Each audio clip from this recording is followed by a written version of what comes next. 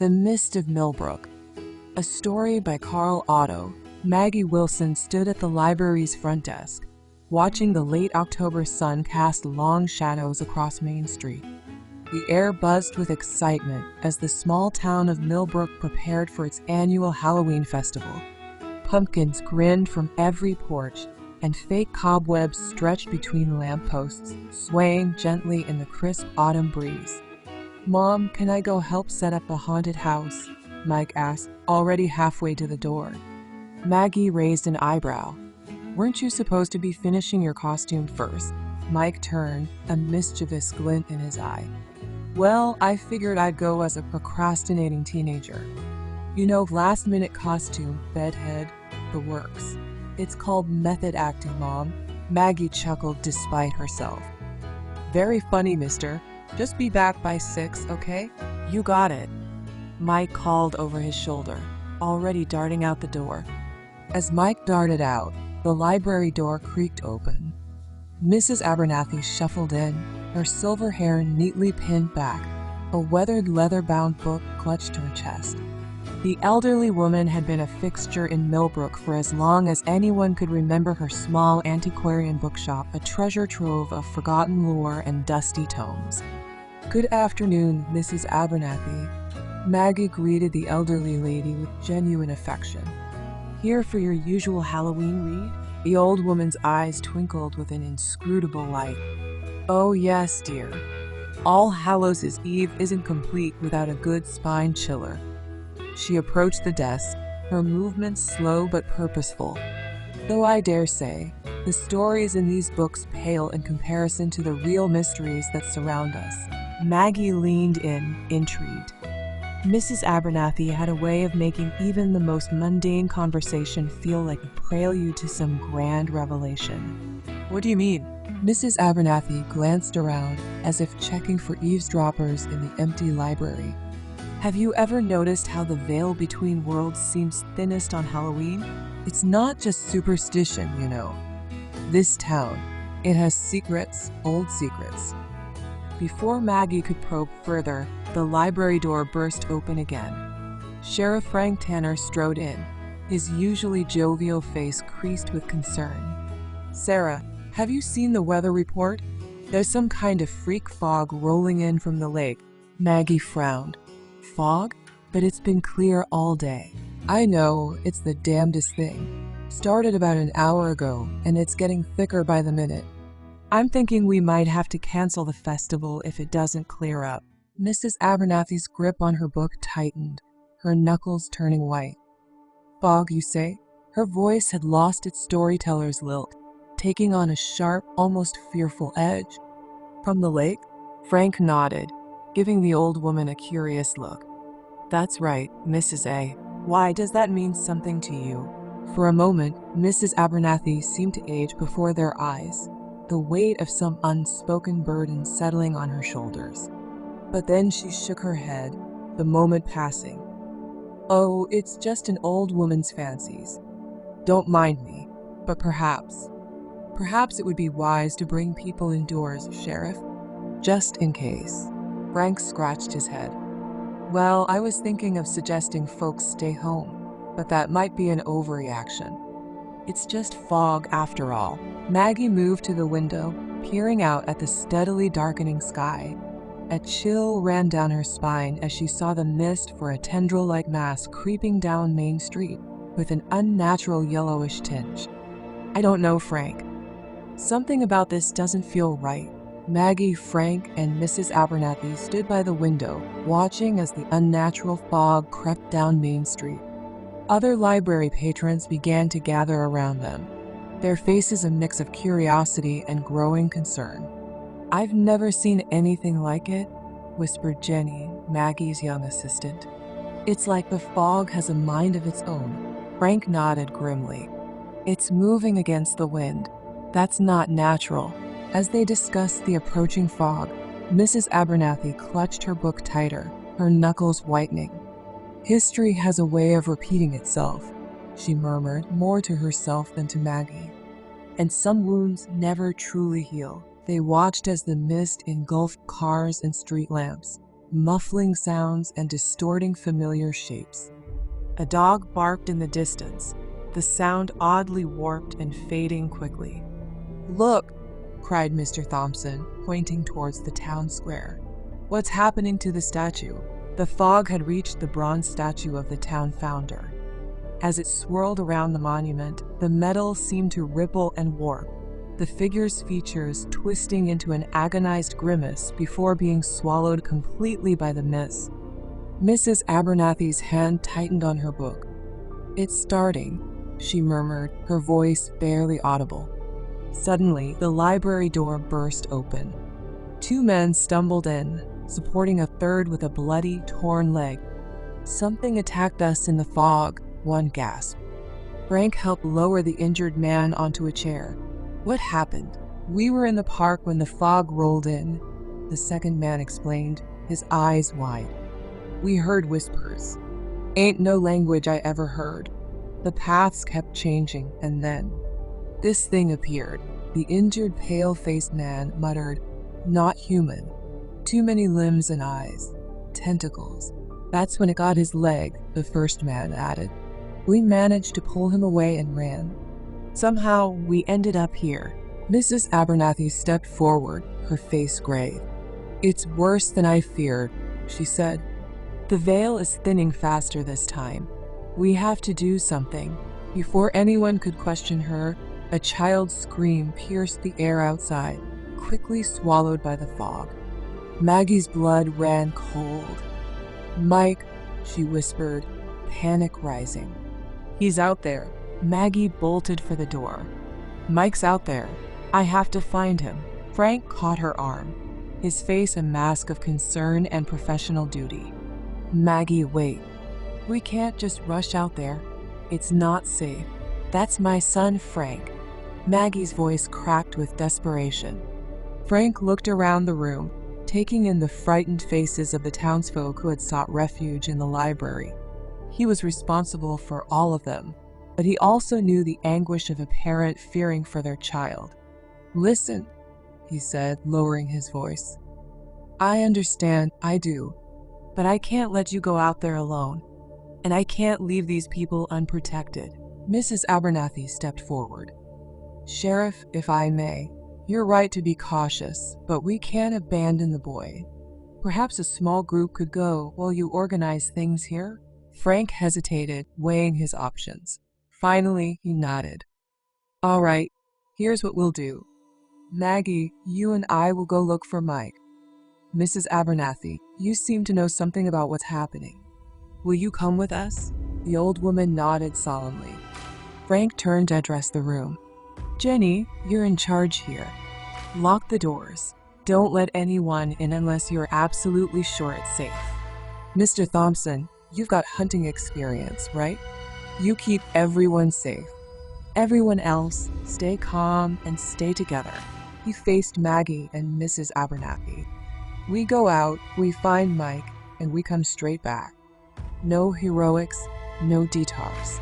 Understood?" Maggie nodded, relief and determination mingling on her face. "Okay, let's move," Frank said, checking his gun. "And everyone, be careful. We don't know what we're facing." Maggie nodded, relief flooding her face. She turned to Mrs. Abernathy. "Are you sure you'll be okay to come with us?" The old woman hesitated, fear and something else, guilt, flashing across her face. But then she squared her shoulders. Yes, I'll come. Perhaps this time I can make it right." As they gathered supplies and prepared to venture into the mist, Maggie couldn't shake the feeling that they were stepping into something far beyond their understanding. She thought of Mike, alone and scared in that unnatural fog, and steeled herself for whatever lay ahead. With a last look at the frightened faces of those left behind, Maggie, Frank, and Mrs. Abernathy stepped out into the swirling yellow mist. The fog seemed to reach for them, tendrils curling around their ankles as the library door swung shut behind them with a final sounding click. "Stay close," Frank muttered, his flashlight beam cutting a weak path through the murk. "And keep your eyes open for anything unusual." They moved slowly down Main Street, the familiar storefronts and Halloween decorations taking on a sinister air in the sickly yellow haze. The silence was oppressive, broken only by their footsteps and the occasional distant, muffled sound that might have been a voice, or something else entirely. "Mike?" Maggie called out, her voice sounding flat and lifeless in the dense air. "Mike, where are you?" Mrs. Abernathy placed a wrinkled hand on Maggie's arm. "Careful, dear, we don't know what might answer." As they pressed on, the fog seemed to thicken, obscuring everything beyond a few feet. Shapes moved at the edge of their vision, always disappearing when looked at directly. "Mrs. Abernathy," Frank said, his voice low, "you said this happened before. What exactly did people see back then?" The old woman turned her eyes distant. "Over 50 years ago," she began, but then stopped, shaking her head. "No, you wouldn't believe me. Nobody does." Frank stepped closer, his voice low and urgent. "Mrs. Abernathy, we've got people out here in a fog that's acting like something out of a cheap horror movie. At this point, I'm willing to believe just about anything." Mrs. Abernathy sighed, suddenly looking every one of her years. "It came before when I was young. People disappeared. Things happened. Things that don't make sense in the light of day." "What kind of things?" Maggie pressed. "Time bent. People saw things. Other things. Things that should not be." Mrs. Abernathy's voice dropped to a whisper. "We thought we stopped it. I thought. But it's back, and it's stronger." Maggie caught Mrs. Abernathy's arm as the old woman swayed, looking faint. "Are you all right?" The old woman was quiet for a moment, her eyes distant. "It was 55 years ago. It started much like this," she finally said. "The fog rolled in, and people got lost. But then the visions began." Maggie felt a chill run down her spine. "Visions?" Mrs. Abernathy nodded. "People saw things. Impossible things. Loved ones long dead, walking and talking as if they were alive. Glimpses of other times, other places. Some claimed they saw things that shouldn't exist.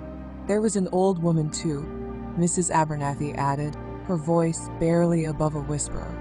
"She came out of the fog, raving about things to come. We thought she was mad, but now I wonder." Frank's grip tightened on his flashlight. "What happened to those people?" "Some died," Mrs. Abernathy whispered. "Others were found wandering, injured, and babbling about monsters and demons. And some came back changed. They were never quite right after that." Maggie swallowed hard, trying to push away thoughts of what Mike might be experiencing. "And the old woman you mentioned, the one who came out of the fog?" Mrs. Abernathy's face twisted with an emotion Maggie couldn't quite name. "Ah, yes, her. No one knew where she came from. She just appeared that night in the thick of it all. She was raving about closing it and preventing catastrophes. Everyone thought she was mad and even dangerous." "What happened to her?" Frank asked. "She disappeared back into the fog," Mrs. Abernathy said softly. "But she tried to warn us. She said it would all happen again, that we had to be ready." As Mrs. Abernathy spoke, the fog around them seemed to pulse and shift. Shadows deepened, taking on strange, angular shapes that hurt the eyes to look at directly. In the distance, something that might have been a scream echoed, cut off abruptly. "Look!" Maggie gasped, pointing. In the mist ahead, a figure was taking shape. It was hard to make out at first, but as it solidified, Maggie felt her heart stop. It was Mike, standing still and silent, his back to them. "Mike!" Maggie cried, starting forward, but Mrs. Abernathy's iron grip on her arm held her back. "Wait," the old woman warned with her eyes wide with fear. "That might not be your son." As if in response to her words, the figure of Mike slowly began to turn. And as it did, Maggie realized with growing horror that Mrs. Abernathy was right. Whatever this thing was, it wasn't her son. The face that turned towards them was Mike's, and yet not Mike's. The eyes were too dark, too deep, like windows into an infinite void. And the smile that spread across its face was far too wide, filled with too many teeth. "Mom," it said in a voice that was Mike's and yet terribly, horribly wrong. "I've been waiting for you." Maggie stumbled backward, her heart pounding. Frank raised his gun, though his hand trembled visibly. "What is that thing?" he whispered hoarsely. Mrs. Abernathy stepped forward, her eyes narrowed. "It's not your son, Maggie. It's something else. Something from deep in the fog." The thing wearing Mike's face tilted its head, its too wide smile never faltering. "Don't you want to come with me, Mom? There's so much to see in the fog." Maggie felt tears welling up in her eyes. "Where's my real son? What have you done with Mike?" Mrs. Abernathy's voice was low and urgent. "Don't talk to it, Maggie. We need to move. Now." As they began to back away, the creature's form started to shift and blur, its features melting like wax. Maggie had to stifle a scream as it began to elongate, limbs stretching impossibly long, fingers extending into wicked claws. "Run!" Frank shouted, firing a shot that seemed to be swallowed by the fog. They turned and fled, the sound of something large moving through the mist behind them. As they ran, Mrs. Abernathy began to speak, her words coming in breathless gasps. The three of them huddled in the alley, the fog pressing in around them. Mrs. Abernathy's eyes were distant, haunted by memories long suppressed. "The fog. It's not just fog," she began, her voice barely above a whisper. "It's a gateway, a tear in reality itself. And I saw how it all began." Maggie and Frank leaned in, their faces a mix of fear and curiosity. Mrs. Abernathy took a shaky breath. "It was that night. I was just a girl, out with my boyfriend Tom, out at the lake on Lover's Lane. We saw lights in the woods, heard chanting. We should have run, but we were young and foolish." Her voice trembled as she continued. "There was a group performing some kind of ritual. They were trying to open a doorway to somewhere else, somewhere wrong. We watched, hidden, as they chanted around a bonfire. Then something started to appear in the flames." Frank's brow furrowed. "What was it?" "I don't know," Mrs. Abernathy admitted.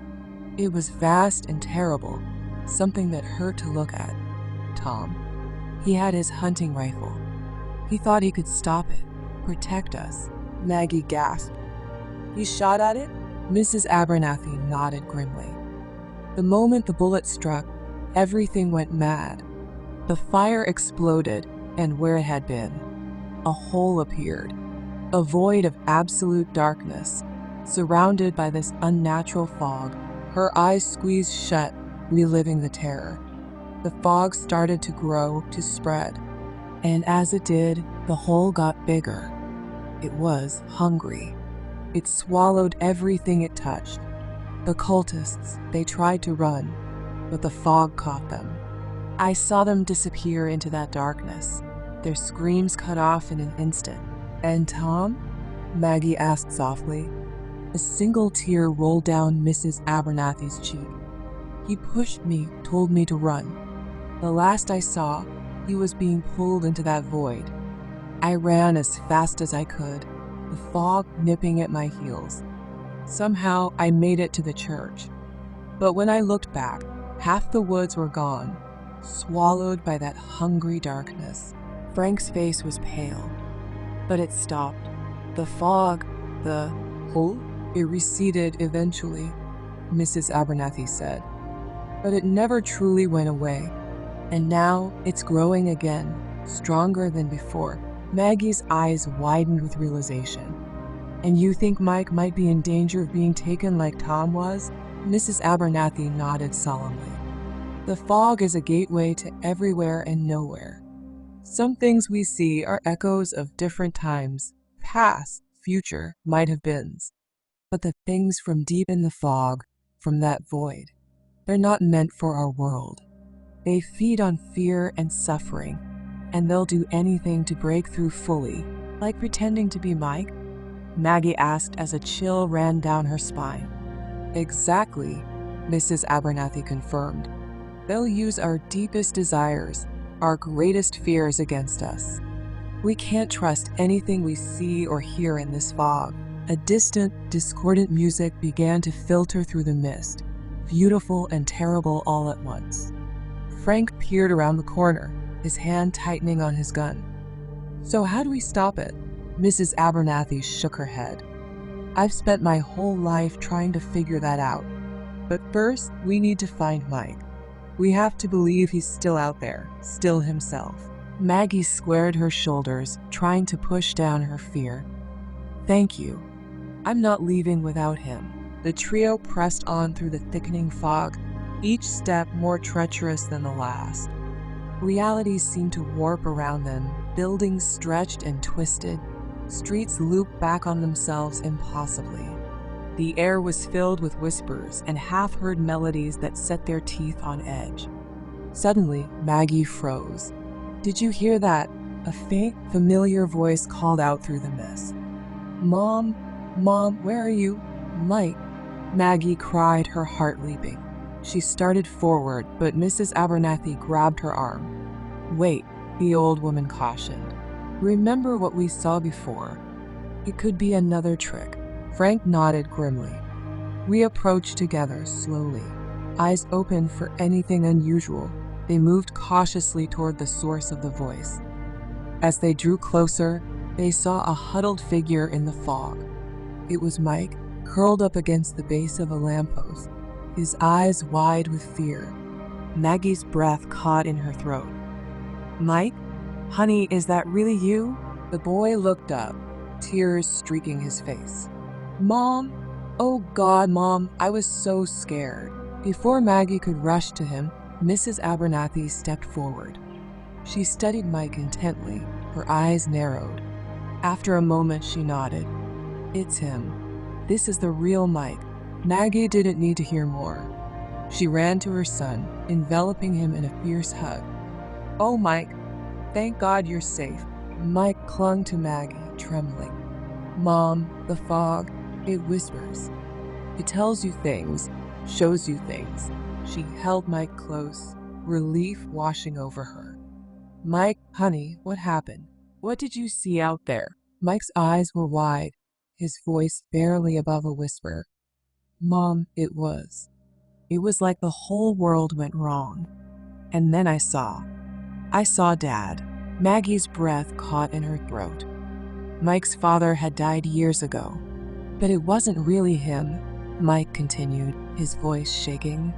His eyes were all wrong, and when he smiled, Mom, there were too many teeth. I ran, but the streets kept changing. It was like the town was alive, trying to trap me. As Maggie comforted Mike, a low, ominous rumble filled the air. The fog around them began to churn and darken, taking on shapes that hurt the eyes to look at directly. Mrs. Abernathy's face paled. They're coming. The things from the void. They know we found him. Frank raised his gun, though he knew it would be useless against whatever was approaching. What do we do? The old woman's eyes hardened with resolve. You need to get Mike out of here. Take him back to the library. It's safer there. What about you? Maggie asked, clutching Mike to her side. Mrs. Abernathy smiled sadly. Just go, dear. No, Maggie protested. We can't leave you here. What do you think I do in my bookstore every day, dear? I've been getting ready for this night, Mrs. Abernathy insisted. I'll be okay. I learned a few tricks preparing for it, if it ever returned. Before anyone could argue further, the darkness in the fog coalesced into writhing, tentacle-like shapes. Faces formed in the mist, twisted, agonized visages that seemed to flicker between human and something decidedly not. Go, Mrs. Abernathy shouted. Run and don't look back. As Maggie, Frank, and Mike turned to flee, Mrs. Abernathy stepped toward the encroaching horrors. She began to chant in a language none of them recognized, her voice growing in power and volume. The entities recoiled for a moment and then surged toward the old woman with renewed fury. Mrs. Abernathy stood her ground, her arms outstretched as if to embrace the oncoming storm of darkness. Maggie glanced back one last time as they ran. She saw Mrs. Abernathy enveloped by the writhing mass of shadows, her form glowing with an inner light that seemed to hold the darkness at bay. Then the fog closed in, cutting off the view. Maggie turned her attention back to the path ahead, guiding Mike through the treacherous mist. Her heart was heavy with the weight of Mrs. Abernathy's sacrifice, but she knew they couldn't let it be in vain. As they ran, the fog seemed to thin slightly, as if the old woman's actions had weakened its hold on the town. But Maggie knew the danger was far from over. Whatever Mrs. Abernathy had done, it was only a temporary reprieve. The library loomed ahead, a beacon of safety in the swirling mist. As they approached, Maggie couldn't shake the feeling that this was only the beginning. Mrs. Abernathy was gone, but the mysteries she had hinted at remained. With determination to get them all to safety, Frank ushered Maggie and Mike into the library. As the door closed behind them, Maggie cast one last look at the fog-shrouded street. Somewhere out there was Mrs. Abernathy. Was she going to make it? Miles away, yet somehow right beside them, Mrs. Abernathy faced the encroaching horrors. The fog around her pulsed with malevolent energy, but she stood her ground. She thought of Maggie and Mike, of all the people in the town. She stood alone, surrounded by writhing shadows and impossible geometries. The entities from the void pressed in, their hunger palpable. But she was not defenseless. Drawing upon knowledge gathered over decades, she began to weave a spell of protection and banishment. Ancient words tumbled from her lips, each syllable burning with power. The air crackled with eldritch energy as she fought back against the encroaching darkness. Memories flashed through her mind, years of research, forbidden tomes, and the weight of terrible secrets. The entities recoiled, shrieking in voices that existed beyond human hearing. Mrs. Abernathy pressed her advantage, her voice rising to a fevered pitch. The fog around her began to spin, forming a vortex that tore at the fabric of reality itself. With a sound like space tearing, a rift opened in the air before her. Mrs. Abernathy didn't hesitate. She plunged through, leaving the howling void creatures behind. She tumbled through a maelstrom of time and space, catching glimpses of other worlds, other possibilities. Her mind reeled, teetering on the brink of madness. When she finally emerged, she found herself on a familiar street, but something was off. The fog was there, but thinner, newer. The buildings looked different, older, yet somehow less weathered. With a startle, Mrs. Abernathy realized where she was. Her legs moved of their own accord, carrying her through streets she knew by heart. The town was eerily quiet, save for the distant sound of voices. She followed the noise, her heart pounding with a terrible suspicion. The church loomed before her, its windows glowing with warm light. Inside, she could hear the murmur of frightened townsfolk. Mrs. Abernathy pushed open the heavy wooden doors, and a hush fell over the crowd. Dozens of faces turned to stare at her, faces she recognized, but younger. So much younger. And there, in the front pew, sat a young woman with wide, frightened eyes. Mrs. Abernathy felt her breath catch in her throat as she recognized her younger self. The girl couldn't have been more than 20, her chestnut hair neatly pinned back, her hands clutching a worn prayer book. It was like looking into a mirror of the past, seeing the person she once was before the weight of knowledge and years had bent her shoulders and lined her face. The shock was too much for her already fragile psyche. Mrs. Abernathy felt something snap inside her mind, like a rubber band stretched beyond its limit.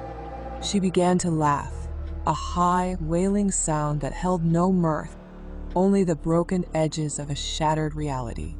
"Listen to me," she cried, her voice cracking with hysteria. You must stop it. Close the loop, or it will all happen again." The townsfolk recoiled, murmuring in fear and confusion. The young woman stood, her face a mask of horror and fascination. "Who are you?" the young woman asked, her voice trembling. "What are you talking about?" Mrs. Abernathy lurched forward, grabbing her younger self by the shoulders. It's you. Don't you see? We did this. We will do this. We have to close it. You have to go back further. Now it will never close." The world seemed to spin around her. Mrs. Abernathy's words devolved into incoherent babbling, a stream of warnings and prophecies that made no sense to anyone but her. She saw flashes of the future, Sarah, Mike, the library full of frightened people. She saw the entities from the void, waiting in the spaces between. And through it all, she saw herself trapped in an endless loop of discovery, terror, and madness. As the last vestiges of her sanity slipped away, Mrs. Abernathy felt hands grabbing her, pulling her away from her younger self. She didn't resist. She knew what came next. They would throw her out into the fog, where she would vanish. The cycle would continue. It had always continued. As the church doors closed behind her, Mrs. Abernathy stumbled into the mist. Her laughter echoed through the empty streets, a sound of pure, broken despair. The fog swirled around her, welcoming her back into its embrace. And somewhere in the depths of time and space, the entities of the void waited patiently. They had all the time in the world. After all, the loop would always bring her back to them. The fog thickened, obscuring Mrs. Abernathy from view. Her laughter faded, replaced by the soft, insidious whisper of the mist. Time turned once more, ready to begin the cycle anew. In the church, the young woman stared at the closed doors, a chill running down her spine. She couldn't shake the feeling that something fundamental had changed, that she had just witnessed the beginning of a nightmare that would haunt her for the rest of her life. Little did she know, the nightmare had already been haunting her for longer than she could imagine.